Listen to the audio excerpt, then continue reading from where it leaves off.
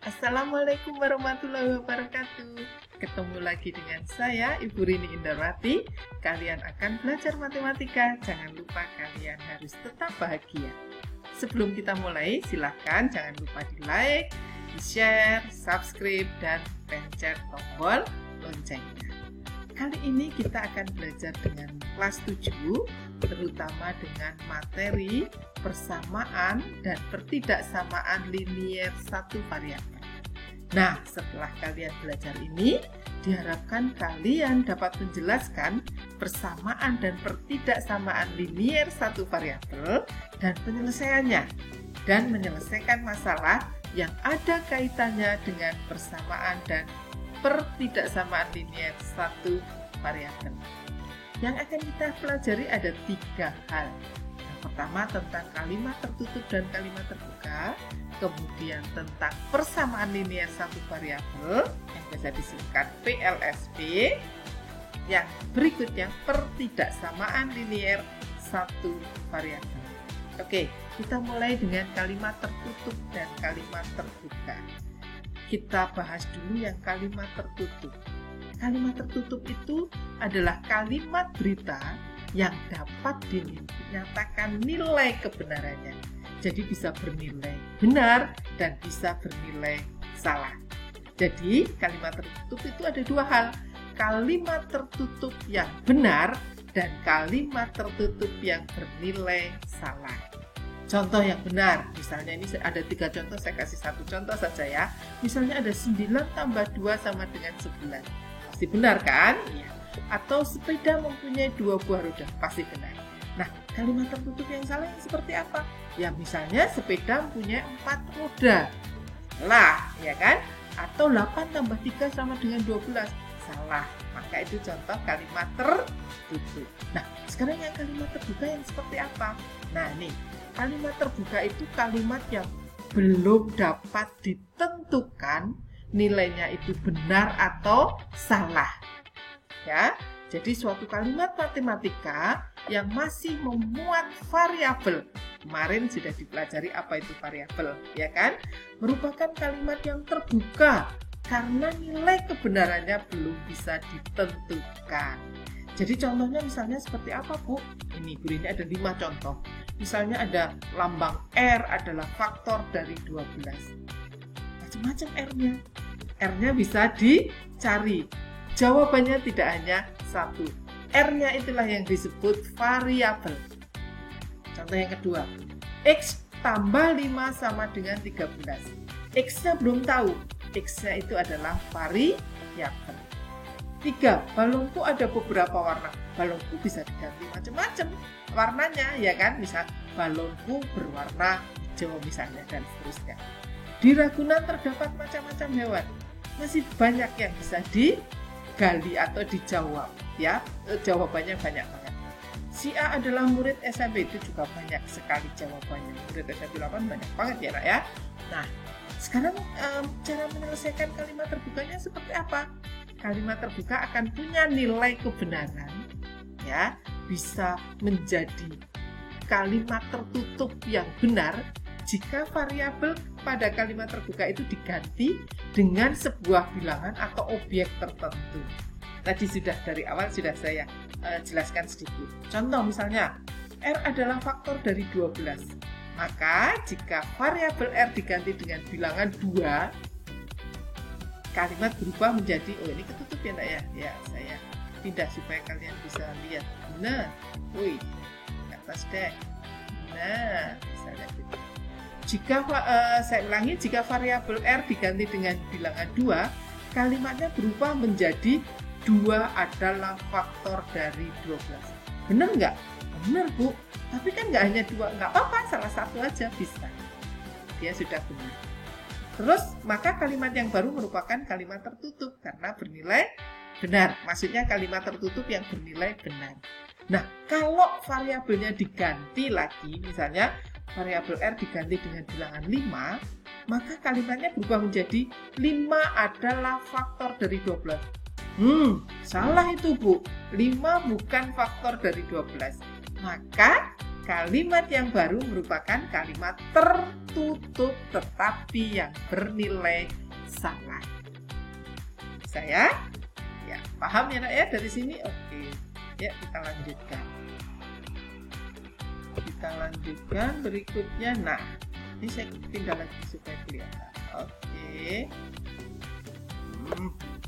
Pengganti variabel yang membuat kalimat terbuka menjadi kalimat tertutup yang bernilai benar disebut penyelesaiannya atau solusinya. Jadi himpunan penyelesaian kalimat terbuka disebut juga himpunan penyelesaian. Gitu ya. Contoh, X plus 5 sama dengan 13. Maka jika variabel X-nya diganti dengan bilangan 8, kalimatnya menjadi 8 tambah 5 sama dengan 13. Kalimat yang baru merupakan kalimat tertutup. Tadi sudah saya jelaskan di atas. Yang bernilai benar. Maka, jadi penyelesaian X plus 5 sama dengan 13 adalah 8. Maka 8 itu adalah himpunan penyelesaian dari X plus 5 sama dengan 13. Ngerti sampai sini nak? Ngerti Bu. Oke, kita lanjutkan. Nah, sekarang persamaan linier satu variabel itu seperti apa? Yuk, kita lihat pengertiannya dulu. Persamaan yaitu kalimat yang terbuka yang menggunakan hubungan relasi sama dengan. Contoh, X plus 1 sama dengan 4. Maka ini disebut persamaan. X kuadrat plus 2X plus 1 sama dengan 5 itu juga disebut persamaan. Tetapi yang persamaan kuadrat itu yang persamaan linier itu yang seperti apa? Maaf ya, salah. Maka persamaan linier satu variabel itu yang seperti apa? Persamaan yang hanya memuat satu variabel dengan pangkat tertingginya 1.